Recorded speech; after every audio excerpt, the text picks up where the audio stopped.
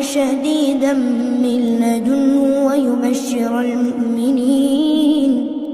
ويبشر المؤمنين الذين يعملون الصالحات أن لهم أجرا حسنا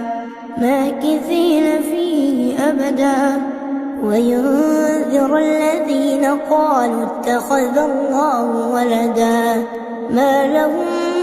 به من علم ولا لآبائهم كبرت كلمة تخرج من أفواههم إن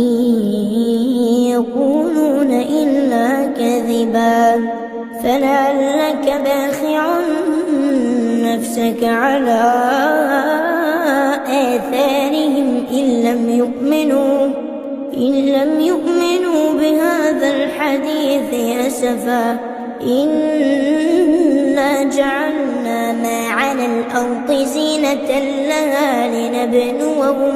لنبلوهم أيهم أحسن عملا.